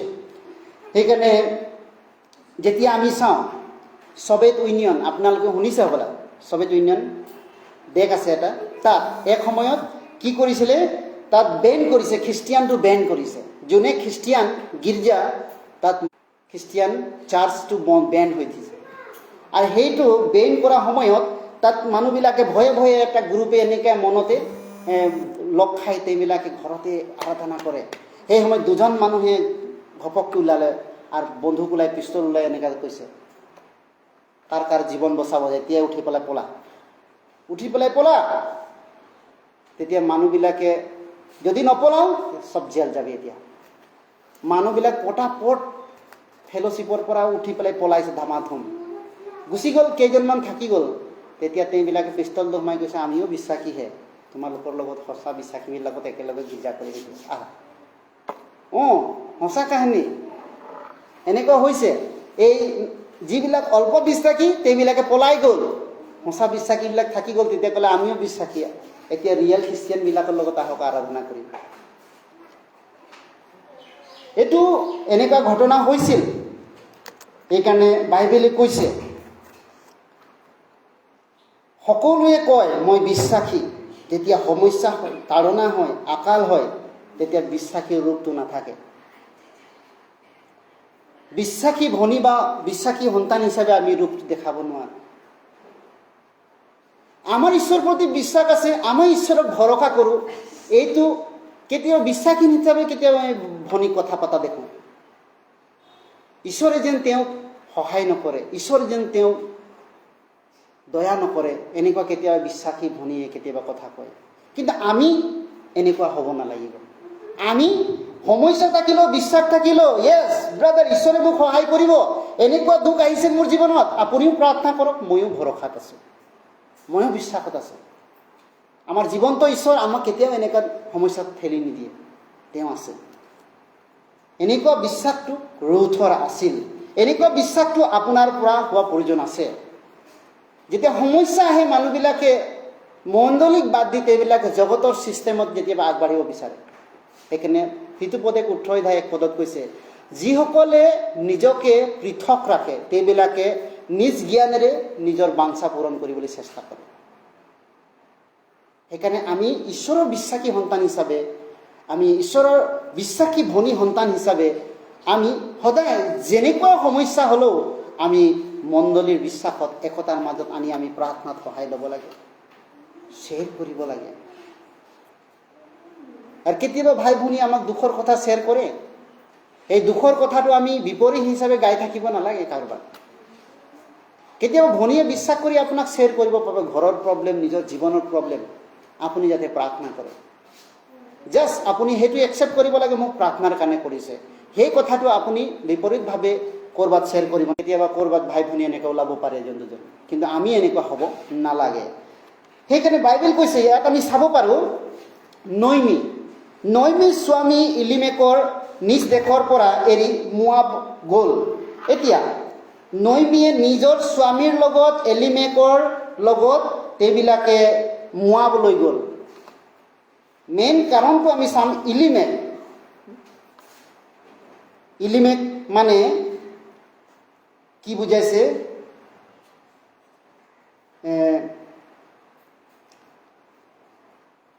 তেওঁ মোৰ ঈশ্বৰ, আৰু নয়মী হৈছে তেওঁ দুখত থকা বুজাইছে, দুখ। তেওঁ অৰ্থাৎ নিজকে দুখত থকা, অসহায় বুজায়। আৰু এলিমেক মানে তাৰ অৰ্থটো কি? এলিমেক মানে মাই গড ইজ মাই কিং, মানে তাৰ নামৰ অৰ্থ হৈছে বিশ্বাস নাছিল। নামৰ অৰ্থটো হয় ঈশ্বৰ মোৰ ৰজা। এলিমেক যিটো নয়মীৰ হাজবেণ্ড, কিন্তু ঈশ্বৰ যদি তেওঁ ৰজা আছিলে, তেওঁ গম পাইছে ঈশ্বৰে মোক যোগাওঁতা হয়, কিন্তু তেওঁ বিশ্বাস নাছিল। নামটো আছিল, কাৰোবাৰ নাম জীহন থাকিব পাৰে, কাৰোবাৰ নাম ইয়াত এলিজাবেথ থাকিব পাৰে, কাৰোবাৰ ৰুথ থাকিব পাৰে, কিন্তু নামটো থাকিলে নহয়, নামৰ অৰ্থ যিটো বিশ্বাসটো থাকিব লাগিব, তাৰ নাছিল। এলিমেকৰ এনেকুৱা বিশ্বাসটো নাছিল। সেইকাৰণে তেওঁবিলাকে বিশ্বাস থাকিলে কানানত থাকিলেহেঁতেন। মহলুন, তাৰ সন্তান মহলুন মানে চিকনেছ। মহলুন মানে তাৰ নামৰ অৰ্থ হৈছে বেমাৰী। আৰু কিলিয়ন মানে ভেৰি উইক, বহুত দুৰ্বল। মহলুনৰ অৰ্থ হৈছে একদম বেমাৰী, আৰু কিলিয়নৰ অৰ্থ হৈছে একেবাৰে দুৰ্বল, লেৰেলা। তাৰ কাৰণে বেমাৰী আৰু লেৰেলা থকাৰ কাৰণে বিয়া পতা 1 বছৰ পাছতে মৰি থাকিলে আকৌ। তাৰ সেইটো কাৰণ হ'ব পাৰে। আৰু দ্বিতীয়তে পৰজাতি স্ত্ৰী বিয়া পতাৰ কাৰণে সোনকালে পৰীক্ষা কৰাতে মৰি গ'ল। ঈশ্বৰে 1 লাঠি মাৰোঁতেই গ'ল। বেমাৰী মানুহক ঈশ্বৰে যদি পৰীক্ষা পেলাই দিয়ে, বেমাৰ দি সি সোনকালে গুচি যাব নেকি? আৰু তেওঁবিলাকৰ নামৰ অৰ্থে তেওঁবিলাকৰ হ'ল জীৱনত ঘটনাটো। এতিয়া 2জন পুত্ৰ জন্মৰ পৰাই তেওঁবিলাক হেল্থি নাছিল। এই এলিমেকৰ যিটো সন্তানবিলাক জন্মৰ পৰাই হেল্থি নাছিল, অলপ বেমাৰী পঞা লগা নিচিনা অলপ আছিল, দুৰ্বল আছিল। তাৰ কাৰণে তেওঁবিলাকে বিয়া পতা দুইটাই। সেইকাৰণে মেইন কাৰণটো তেওঁবিলাকে দুৰ্বল বেমাৰী থকাৰ কাৰণে ঈশ্বৰে দিয়াব পাৰিলেহেঁতেন। মেইন কথা হৈছে তেওঁবিলাকে পৰজাতি স্ত্ৰীক বিয়া পাতিছিল। এতিয়া ৰুথ মানে কি হৈছে? ৰুথ মানে বন্ধুত্ব, ফ্ৰেণ্ডশ্বিপ। ৰুথৰ মিনিংটো হ'ল ফ্ৰেণ্ডশ্বিপ, বিশ্বাস। তেওঁবিলাকৰ নামৰ দৰে ৰুথৰ অৰ্থটো এনেকুৱা। ৰুথৰ নামৰ দৰে বিশ্বাসো আছে, ৰুথ ফ্ৰেণ্ডশ্বিপ। তেওঁ নয়মীৰ বিশ্বাসীৰ লগত ফ্ৰেণ্ডশ্বিপ কৰিছে, বিশ্বাস। এইটোকে বুজায় শুভবাৰ্তাৰ কাৰণে থকা বিশ্বাসটো, ফ্ৰেণ্ডশ্বিপ। আপুনি ঈশ্বৰৰ শুভবাৰ্তাৰ কাৰণে তেওঁক বিশ্বাসটো দিবৰ কাৰণে আপুনি তেওঁক কেনেকুৱা ৰাস্তাটো দেখুৱাটো। সেইকাৰণে ৰুথ 1:5 আমি পঢ়িম, আকৌ ৰুথলৈ যাম, আৰু 2টামান লাষ্ট বাইবেল পদ পঢ়িম, 2-3টা। ৰুথ 1:5 ৰুথ 1:5 আমি পঢ়িম আহক। ইয়াত লিখিছে, পাছে মহলুন আৰু কিলিয়নৰ এই দুজন পুতেকো মৰিল, তাতে নয়মী পুত্ৰ আৰু স্বামীহীনা হৈ থাকিল। ইয়াত তেওঁবিলাকে এনেকুৱা হোৱা, স্বামীহীনা হোৱা বা তেওঁবিলাকে হেৰাই দিয়া কাৰণটো কি? প্ৰথম ভুল ডিচিশ্যনটো কি? তেওঁবিলাকৰ ঈশ্বৰৰ পৰা অনুগ্ৰহৰ পৰা খহি পৰাৰ মূল ভুল ডিচিশ্যনটো হ'ল এলিমেকে ভুল ধাৰণা কৰিলে, ভুল সিদ্ধান্ত ল'লে জীৱনত। ঈশ্বৰৰ বিশ্বাসী সন্তান হিচাপে কানানটো তেওঁলোকৰ আশীৰ্বাদ আছিল। অকণমান আকাল আহিব পাৰে। আপোনাৰ খ্ৰীষ্টিয়ান জীৱনতো কেতিয়াবা এনেকুৱা সমস্যা আহিব। আপুনি বেমাৰী নহ'ব এনেকুৱা নহয়। আপোনাৰ কিডনীত কেতিয়াবা বেমাৰ নাহিব, পাথৰ নাহিব, কেতিয়াবা হ'ব নোৱাৰে, হ'ব পাৰে। আপুনি বেছি আইৰণ পানী খাই থাকিলে হ'ব। ঈশ্বৰে পানীটো ডিঙিতটো চেকি নিদিয়ে। আপুনি জানি শুনি যদি তেনেকৈ খাই হ'ব পাৰে। আপুনি য'ত ত'ত ভজা পোৰা বস্তু খালে আপোনাৰ গেষ্ট্ৰিক আলচাৰ হ'ব পাৰে, আপোনাৰ ষ্টমাক প্ৰব্লেম হ'ব পাৰে, সেইটো স্বাভাৱিক কথা। কিন্তু তেওঁবিলাকে অকণমান অভাৱ আৰু বেমাৰ হোৱা দেখি তেওঁবিলাকে বেথলেহেম এৰি পেলাই তেওঁবিলাকে মোৱাবলৈ গতি কৰিলে। মোৱাবটো বুজাইছে জগতখন, জগতৰ প্ৰফিট আৰু লাভটো দেখি পেলাই তেওঁবিলাকে গ'ল। কানানটো আছিল তেওঁলোকৰ নিজৰ প্ৰতিজ্ঞাৰ পোৱা, আশীৰ্বাদ পোৱা জেগা নাথাকিল। সেইটো কাৰণে তেওঁবিলাকে ভুল সিদ্ধান্ত ল'লে। প্ৰথম এলিমেকে মোৱাবলৈ গ'ল, কানান এৰি পেলাই। আৰু বেথলেহেমৰ পৰা মোৱাব যোৱাৰ তেওঁবিলাকে মৰি থাকিল। এইটো কি বুজাইছে? আপুনি মণ্ডলী এৰি পেলাই যেতিয়া সংসাৰলৈ যায়, জগতলৈ যায়, তাত আপুনি আপোনাৰ যিটো ঈশ্বৰৰ প্ৰটেকশ্যন, ঈশ্বৰৰ যিটো আশীৰ্বাদ, আপুনি যদি তাত অবাধ্য হৈ ভুল কৰে, তেতিয়াহ'লে আপুনি শয়তানৰ পৰা অধিক প্ৰহাৰ হ'ব পাৰে। আৰু তেওঁবিলাকক এনেকুৱা প্ৰহাৰযোগ্য হ'ল। আৰু তেওঁবিলাকে জীৱনত পিতৃ মৰাত তেওঁবিলাকে বেথলেহেম ঘূৰি আহিছিল। পিতৃ মৰাটো তেওঁবিলাকে বেথলেহেম ঘূৰি আহিছিল। কিন্তু যেতিয়া তেওঁৰ হাজবেণ্ড মৰিলে এলিমেক, এই ল'ৰা ছোৱালীয়ে ঘূৰি আহিব লাগিছিলে। আমাৰ দেউতা অহাৰ লগে লগে মৰি গ'ল। তেওঁ বিয়া পাতি বা কিবা কৰি তেওঁবিলাক কৰিলে, লগে লগ তেওঁবিলাকে কানান ঘূৰিব লাগিছিল, নুঘূৰিলে, তাতে থাকিলে। সেইকাৰণে তেওঁবিলাকে মন পালটন নকৰিলে। আৰু তেওঁবিলাকক কি সেইকাৰণে পাপ কৰি ভাই ভনী যদি মন পালটন নকৰে, ঈশ্বৰে মাৰে। তেওঁলোকে ভুল কৰিলে, এটা প্ৰথমবাৰেই আহি আকৌ বিয়া পাতিলে। তেওঁবিলাকে ঘূৰি যাব লাগিছিলে। মোৱাবত ক'ত ঈশ্বৰক সেৱা কৰিবলৈ পাব? কানানতে জেগাটো আছে, কানানতে ঈশ্বৰে আস্থানটো পাতি ৰাখিছে, টাবাৰনেকেলটো তাতহে আছে। মোৱাবত দেশত ক'ত আছে? সেইকাৰণে তেওঁবিলাকে ভুলৰ ওপৰত ভুল কৰি গ'ল। এই জগতত থাকি তেওঁবিলাকে মন পালটন কৰি ঘূৰি নাহিলে। মন পালটন কৰি তেওঁলোকে ঘূৰি নাহিলে। আৰু সেই মন পালটন নকৰাৰ কাৰণে ঈশ্বৰে একেবাৰে মাৰিলে। প্ৰথম চাটে মাৰিলে আৰু দ্বিতীয় চাটত মাৰি পেলালে তেওঁবিলাক। বৰ্ণ সন্তানকো ঈশ্বৰে এনেকুৱা কৰিব পাৰে। জগতত থাকি ঈশ্বৰৰ সন্তান হিচাপে অধিক পাপ আৰু ভুল কৰিয়ে থাকিলে। মণ্ডলীক পাহৰি গ'লে, মণ্ডলীক বাক্য অবাধ্য হ'লে, ঈশ্বৰৰ বাক্য অবাধ্য হ'লে তেওঁবিলাক ঈশ্বৰৰ পৰা এনেকুৱা মৃত্যুৰ মাৰো পাব পাৰে কেতিয়াবা। ঈশ্বৰে বিহে কেতিয়াবা। সেইকাৰণে আমি এনেকুৱা নহওঁ। ঈশ্বৰৰ আশীৰ্বাদত আমি যেন বাঢ়ি যাওঁ। ঈশ্বৰৰ আশীৰ্বাদত আমি ঈশ্বৰৰ সন্তান হিচাপে ঈশ্বৰৰ দয়া পোৱা। সেইকাৰণে ইয়াত কি লিখিছে? পৰজাতি ছোৱালী হোৱা তেওঁ বিয়া পতাৰ কাৰণে তেওঁবিলাকে মাৰ পৰিল। এতিয়া বাচি গ'ল 3জনী বিধৱা স্ত্ৰী মাত্ৰ। চব শেষ হ'ল, মাত্ৰ বাচি গ'ল কি? 3জনী বিধৱা স্ত্ৰী। একো নাই, খালী হাত। আৰু এই বিধৱা 3জনী স্ত্ৰীয়ে নয়মী, অৰ্পা আৰু ৰুথ। এতিয়া অৰ্পাই জগতলৈ আকৌ লোভ লাগি পেলাই গুচি গ'ল। অৰ্পাই ঘূৰি গুচি গ'ল। এতিয়া দুগৰাকী থাকি গ'ল। আকৌ নয়মী আৰু কোন থাকি গ'ল? ৰুথ থাকি গ'ল। সেইকাৰণে ইয়াত 6 পদটো আমি পঢ়িম। 6 পদ, 6 পদটো 7 পদ লিখা আছে বাইবেলত। পঢ়িম। তেতিয়া তেওঁ বোৱাৰীক দুজনীক লগত লৈ মোৱাব দেশৰ পৰা উলটি যাবলৈ ওলাল, কিয়নো জিহুৱাই তেওঁক লোকবিলাকলৈ অনুগ্ৰহ কৰি তেওঁলোকক খোৱা বস্তু দিছে। তেওঁ শুনিবলৈ পাইছিল। তেওঁ মোৱাব দেশত তেওঁ শুনিবলৈ পাইছিল। আকৌ যেতিয়া এতিয়া তেওঁবিলাকে কি শুনিবলৈ পাইছে? 6 পদত বোলে কানানত আকৌ ঈশ্বৰে অনুগ্ৰহ কৰি দিলে। মোৱাব দেশৰ পৰা শুনিছে বুলি তেওঁবিলাক। মোৱাব দেশত তেওঁবিলাকে জগতত আছে, কি শুনিছে? কানানত ঈশ্বৰে আকৌ দিছে এতিয়া খাবলৈ, ব'ল এতিয়া কানানলৈ ঘূৰি যাওঁ। নয়মীয়ে কানানত ঘূৰি গৈছে, এতিয়া জিহুৱাই তাত অনুগ্ৰহ কৰিছে আকৌ। যেতিয়া তেনেকুৱা হয়, তেওঁবিলাকে ইয়াত কি কৈছে? ঈশ্বৰে খাব দিছে। ঈশ্বৰে বুজ বিচাৰ লয়, কেতিয়াবা আপোনাক বুজ বিচাৰ লওঁতেনে কেনেকুৱা? কেতিয়াবা ঈশ্বৰে আপোনাক ভোকত ৰাখিব, কেতিয়াবা ঈশ্বৰে আপোনাক শাস্তি দি ৰাখিব, কেতিয়াবা ঈশ্বৰে আপোনাক বহুত দি ৰাখিব। বুজ বিচাৰ লওঁতেনে ঈশ্বৰে কেনেকৈ বিচাৰে? আপুনি এটা ল'ৰাক যেতিয়া আপুনি বুজ বিচাৰ লৈ শাসন কৰে, কেতিয়াবা ধমকিও দিয়ে, কেতিয়াবা মৰমো কৰে, নকৰে? আপোনাৰ ল'ৰাক যেতিয়া বুজ বিচাৰ লয়, কেতিয়াবা দাবী ধমকিও দিয়ে, তুমি পঢ়িছানে?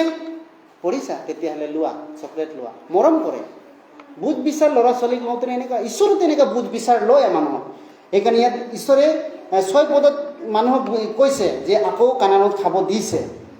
যাত্ৰা পুস্তক, আমি যাম যাত্ৰা পুস্তক পঢ়িম 3 অধ্যায় 16 পদ, আৰু দুটামান বাইবেল পদ পঢ়িম। যাত্ৰা পুস্তক 3 অধ্যায় 16 পদ, যাত্ৰা পুস্তক 3 অধ্যায় 16 পদ।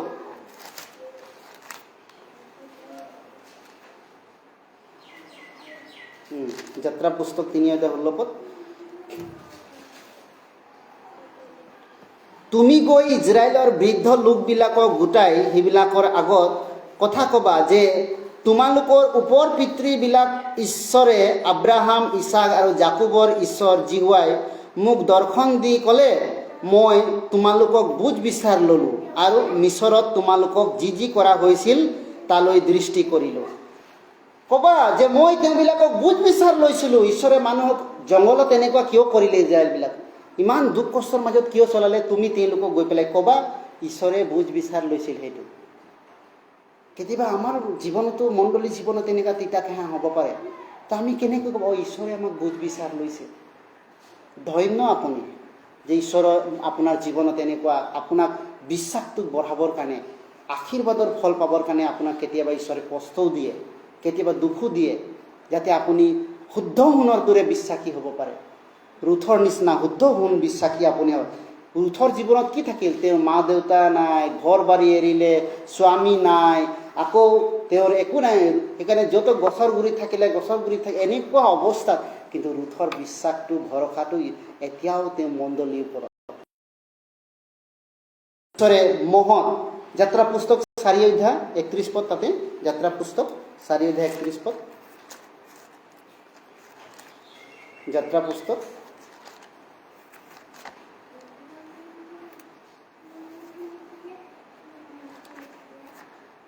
4 অধ্যায় 31 পদ, আমি একেলগে পঢ়িম 4 অধ্যায় 31 পদটো। তাতে তেওঁ লোকবিলাকে বিশ্বাস কৰিলে আৰু জিহুৱাই যে ইজৰাইলৰ সন্তানবিলাকৰ বুজ বিচাৰ ল'লে আৰু সেইবিলাকক দূৰলৈ চালে, তাতে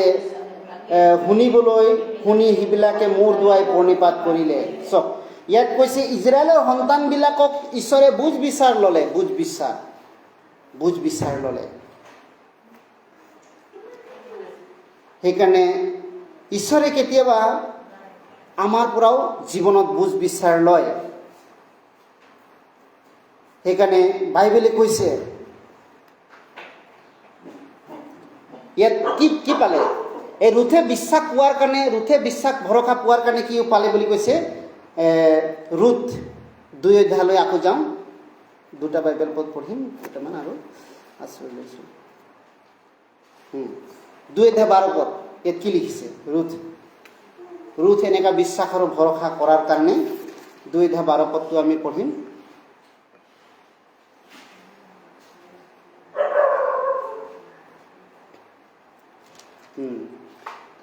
বাৰ পদটো পঢ়িম। জিহুৱাই তোমাৰ কৰ্মৰ ফল দিয়ক, তুমি ইজৰাইলৰ জিহুৱাৰ ডেউকাৰ দুখনিৰ তলত আশ্ৰয় ল'বলৈ আহিছা, তেওঁৱে তোমাক সম্পূৰ্ণ পুৰস্কাৰ দিয়ক।